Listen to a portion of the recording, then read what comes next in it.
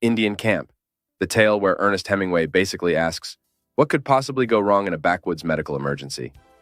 Let's dive into this delightful concoction of discomfort, paternal bonding, and DIY surgery, all served with a side of existential dread. So, one fine night, under the starry skies of northern Michigan, instead of cozying up with a good book or, sleeping, Dr. Adams is summoned for a house, or rather shanty, call of the most urgent kind.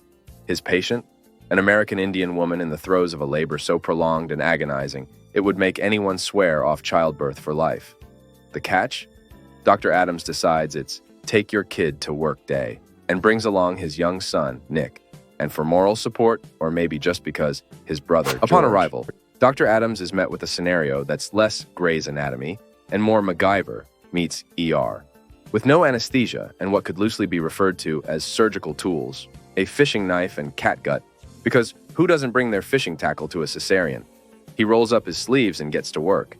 And by work, I mean performing an impromptu C-section that's probably not making it into any medical textbooks. Meanwhile, upstairs, drama of a Shakespearean nature unfolds as the woman's husband, in a dark twist, decides to opt out via throat slitting. It's a grim reveal that hits you like a truck, reminding you that Hemingway stories aren't exactly known for their rainbows and sunshine. Now on to the analysis, where we unpack what this all means beyond Hemingway's apparent affinity for the macabre and complicated birth scenes. Indian Camp is your classic initiation story, a rite of passage, if you will, piloted by none other than Nick Adams.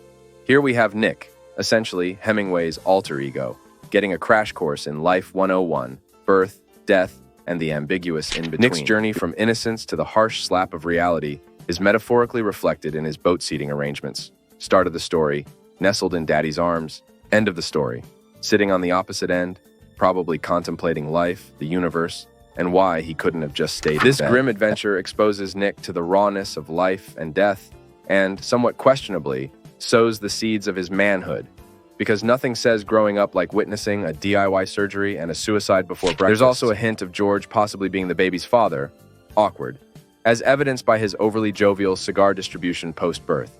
The story, however, leaves this as deliciously ambiguous as a Hemingway sentence. Themes of racism, sexism, fear, and resilience stir beneath the surface like so many undercurrents in the lake they crossed to get to the camp. Dr. Adams's grace under pressure mantra is essentially handed down to Nick, packing a life lesson about facing fear head-on, mortality be damned. And in a twist rich with irony, Hemingway, who spent a good chunk of his literary career exploring themes of stoicism and resilience, along with his father, would ultimately choose the same exit as the American Indian husband. Indian Camp. Before you go, please let me know what you thought about this video down below in the comments. It makes my day to hear from you all. Over and out. This has been another Bookly Crash Course.